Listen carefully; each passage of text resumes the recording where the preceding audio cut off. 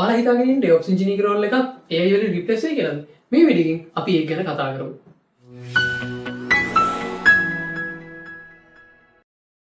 මගේ නම ඉසුරු හේරා. මේ වගේ වීඩියෝස් ඔයාලට තවත් බලන්න ඕන නම් YouTube channel එක subscribe කරලා තියාගන්න.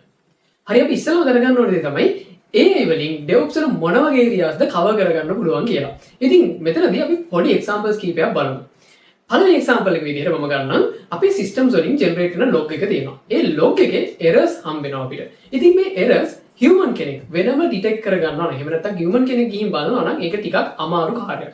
ඉතින් අපිට පුළුවන්කම තියෙනවා AI පාවිච්චි කරලා මේ වගේ තියෙන මේ log එකේ errors මොනවද කියලා identify කරගෙන ඒක detect කරගෙන alert generate කරගන්න. ඒත් එක්කම මේක troubleshoot කරන්න මොන වගේ steps අපිට follow කරන්න ඕනේ කියලා අපි මෙතනදී generate කරගන්න පුළුවන්කම තියෙනවා. right. දෙවෙනි උදාහරණ විදිහට අපි ගමු scripting. ඒ වගේම coding කියන part එක. ඉතින් ඒක ගොඩක් අපිට useful වෙන දෙයක්. ඉතින් අපේ DevOps pipeline ගහනකොට ඒ වගේම DevOps tools වගේ දේවල් හදනකොට අපිට ගොඩක් useful වෙන දෙයක් තමයි මේ coding and scripting කියලා කියන්නේ. ඉතින් අපිට දැන් ChatGPT ඒ වගේම Gemini වගේ tools තියෙනවා අපිට automatically මේ script වගේ දේවල් generate කරගන්න. ඒත් එක්කම තවත් ඕනේ තරම් tools දැන් ඇවිල්ලා තියෙනවා. ඒත් එක්කම අපිට ගන්න පුළුවන් මේ AI Ops කියන දේ. AI Ops කියලා කියන්නේ AI වගේම operation දෙක එකතු වෙලා මේ හැදිලා තියෙන system insights ඒ වගේම system debugging ඒත් එක්කම systems වල stats වගේ දේවල් ගන්න පුළුවන් වෙනමම area එකක් තමයි මේ AI Ops වලින් සාමාන්‍යයෙන් cover කරන්නේ. ඉතින් ඔන්න ඔය වගේ දේවල් තමයි අපිට AI වලින් replace කරන්න. එහෙම නැත්නම් cover කරගන්න පුළුවන් වෙන්නේ. හැබැයි DevOps වල අපිට cover කරගන්න බැරි area එක මොකක්ද? මම මෙහෙම කියනවා. AI වැඩ කරන්නේ අපිට assistant කෙනෙක් විදිහට විතරයි කියලා. එතකොට assistant කෙනෙක් කියලා කියන්නේ අපිට උදව් කරන කෙනෙක්. ඉතින් AI කියලා කියන්නේ තාමත් අපිට උදව් කරන කෙනෙක් මිසක් අපිව replace කරන්න ඇවිල්ලා ඉන්න tool එකක් නෙමෙයි. ඉතින් AI වලින් DevOps engineer කෙනෙක්ව replace කරයිද කියන එකට සරලම උත්තරය තමයි නෑ කියන එක. හරි. දැන් අපි කතා කරමු ඇයි ඒ නෑ කියන්නේ කියලා. අපි ඉස්සෙල්ලා කතා කරා වගේම ගොඩක් අපිට AI වලින් කරගන්න පුළුවන් දේවල් තියෙනවා. හැබැයි අපි ඒවට කියනවා repetitive works කියලා. repetitive works කියලා කියන්නේ අපි නැවත නැවත කරන දේවල්. උදාහරණයකට ගත්තොත් එimhe script ලියන එක. අපි මොකක් හරි log එකක් බලලා errors හොයන එක. ඒක troubleshoot කරන එක. ඒ වගේ දේවල් ගොඩක් වෙලාවට අපිට ගන්න පුළුවන් වෙන්නේ repetitive work කියලා. කියන්නේ අපි ආපහු කරන දේවල් විදිහට. right. දැන් අපි කතා කරමු මොන වගේ දේවල්ද මේ AI වලින් කරන්න බැරි කියලා. උදාහරණයකට ගත්තොත් එහෙම අපිට architecture එකක් design කරන්න බෑ AI වලින්. ඒත් එකම අපිට මේ කස්ටමර් කෙනෙක්ගේ ඒ වගේම අපිට බිස්නස් එකක තියෙන වැලියු එක අයිඩෙන්ටිෆයි කරගෙන ඒවට සොලියුෂන්ස් වගේ දේවල් මේ වගේ ගන්න බෑ. ඒත් එකම ටීම් කොලැබොරේෂන් ඒ වගේම අපිට ටීම් මැනේජ්මන්ට් ලීඩර්ෂිප් ක්වොලිෆිකේෂන්ස් ඒ වගේ දේවල් අපිට කිසිම වෙලාවක AI වලින් ජෙනරේට් කරගන්න බෑ. එහෙම නැත්නම් AI වලින් රිප්ලේස් කරන්න බැරි දේවල් විදියට අපිට හඳුන්වන්න පුළුවන්. හරි. දැන් අපි දන්නවා DevOps engineer කෙනෙක්ව AI වලින් රිප්ලේස් වෙන්නේ නැහැ කියලා. හැබැයි පොඩි ප්‍රශ්නයක් තියෙනවා. ඒ ප්‍රශ්නේ තමයි ඔයාම රිප්ලේස් වෙන්න පුළුවන් AI ආව නිසා. ඒ කොහොමද? හරි. දැන් මෙහෙමයි. දැන් AI කියන්නේ ගොඩක් අපිට useful tool එකක්. ඉතින් AI පාවිච්චි කරලා වැඩ කරන කෙනෙක්ගේ AI පාවිච්චි කරන්නේ නැතුව වැඩ කරන කෙනෙක්ගේ performance පැත්තෙන් ගත්තොත් එහෙම AI පාවිච්චි කරන්නේ නැතුව වැඩ කරන කෙනෙක්ගේ performance සාමාන්‍යයෙන් සාපේක්ෂව අඩුයි කියලා අපිට ගන්න පුළුවන්. දැන් අද වෙනකොට ගොඩක් ලෝකෙ ඉස්සරහට ගිහින් තියෙන්නේ. ඒකත් එක්ක AIත් අපිට මේ හැම work එකකටම හැම දෙයකටම අපි මේ DevOps ගැන කතා කරාට DevOps වලින් එහාට ගිහින් හැම ක්ෂේත්‍රයකටම වගේ improve වෙලා ඒ වගේම bind වෙලා තියෙන දෙයක් කියලා කියන්න පුළුවන්. ඉතින් මේ DevOps වලත් ඒ විදිහම තමයි. අපිට සාමාන්‍යයෙන් පැයක් යන වැඩක් අපිට AI වලින් සාමාන්‍යයෙන් විනාඩි 5කින් 10කින් කරන්න පුළුවන් නම් ඒක ගොඩක් වැදගත් නේද? ඒ වගේම ගොඩක් useful නේ.